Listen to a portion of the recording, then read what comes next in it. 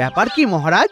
আজ যেন আপনি কেমন খোশ মেজাজে আছেন? খাম্বাজ রাজ্যের রাজা সেরা বুদ্ধিমান পুরস্কারের জন্য গোপালের নাম বিবেচনা করেছেন। তাহলে বুঝতেই পারছো তো ব্যাপারটা কতটা সভা জুড়ে আজ কি আনন্দ! আনন্দ তো হওয়ারই কথা। আমার সভাসদদের মধ্যে গোপালই যে সব থেকে জনপ্রিয় আর বিখ্যাত সেটা আর একবার প্রমাণিত হলো। আমি মানতে পারলাম না মহারাজ। মহারাজের জরুরি তলব পেয়ে এলাম। কি প্রয়োজন মহারাজ? খাম্বাজ রাজের হাত থেকে তুমি সেরা বুদ্ধিমান পুরস্কার পেতে চলেছ, আর তুমি কি না বাড়িতে বসে আছো? শুধু শ্রম করলে হবে মহারাজ, একটু বিশ্রামেরও তো প্রয়োজন, তাই না? গোপালের কেবল দেখনদারি, আওয়াজ বেশি, বুঝলে? তাহলে আমার একটা সহজ প্রশ্নের উত্তর দিক রাজসভায় কেউ। বলুন দেখি, কোন সে জিনিস যেটা যে দেয় সে জানে, কিন্তু যে নেয় সে জানে না, আর যে জানে সে নেয় না? হ্যালো, বলুন বলুন বলুন।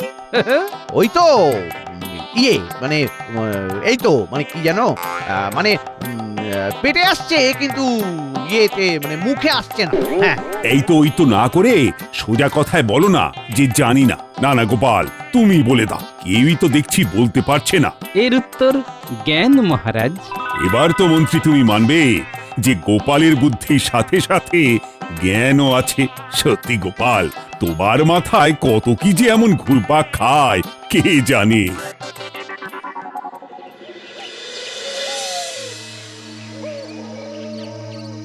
না না না না না না না, গোপালকে নিয়ে মহারাজের এই বাড়াবাড়িটা আর সহ্য করা যাচ্ছে না।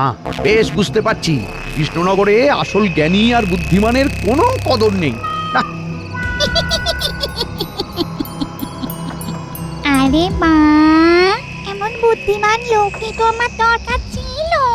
না না না না, একে ধরে কাজ হবে মনে হচ্ছে। কাজ কোথায় যাচ্ছেন মন্ত্রী মশাই? আমার যে আপনাকেই চাই। এই কেড়ে, ওরে বাবা রে, উঠে যাচ্ছি তো, উঠে যাচ্ছি। নামা নামা নামা নামা, আমাকে নামা রে। ওরে কে, আমাকে নামা। আবার উড়িয়ে নিয়ে যাচ্ছে রে। বাঁচা রে, বাঁচা। কি যে হবে কিছুই বুঝতে পারছি না। এদিকে গিন্নিও তো যখন তখন কোথায় কোথায় ফুরুত হয়ে যাচ্ছে। বাঁচা রে, বাঁচা।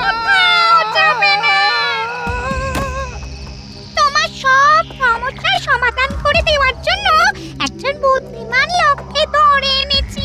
এই যে সে লোক নয় গো, একেবারে কৃষ্ণনগরের মন্ত্রী মশাই। নিজে নিজে গলা ফাটাচ্ছিল যে এর বুদ্ধির কদর কেউ দেয় না। এই এই এই, ছাড়ো ছাড়ো আমায়, ছাড়ো ছাড়ো আমায়। এক পেট নিতে হয় না, আবার ভূত দোসর।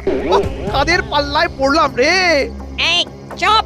এই না হলে বউয়ের মতন কাজ, তোমার মতন পেতনির দুটো হয় না। কিন্তু আমাকে এখানে ধরিয়ে নিয়ে আসার কারণটা কি? আমি কি করলাম?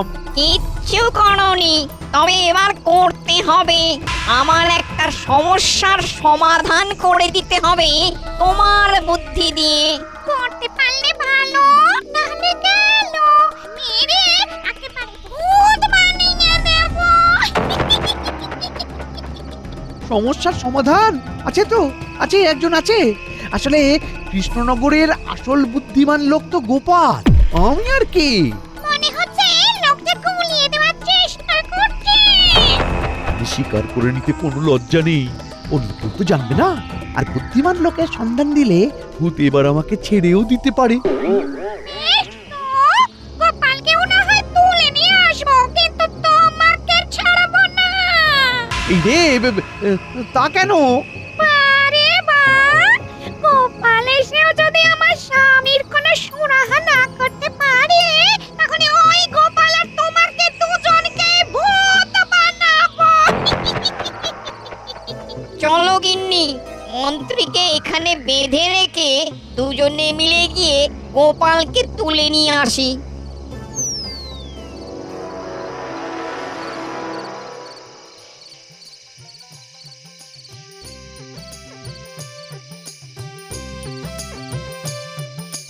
হয়েছে গিন্নি হয়েছে, এইবারে হয়েছে।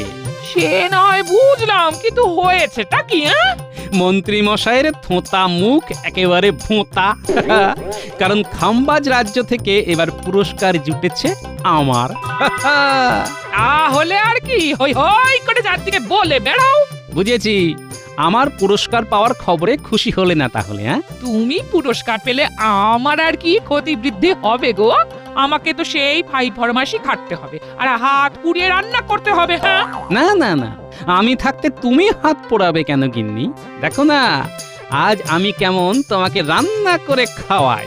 এই তুমি থামো বাপু, অত কেরামতি আমি সহ্য করতে পারবো না। হ্যাঁ, আগে আমি আড়াল হয়ে যাই, তারপর তুমি যা ইচ্ছে তাই করো। হ্যাঁ, আরে আরে এই দেখো ও গিন্নি, আরে চললে কোথায়?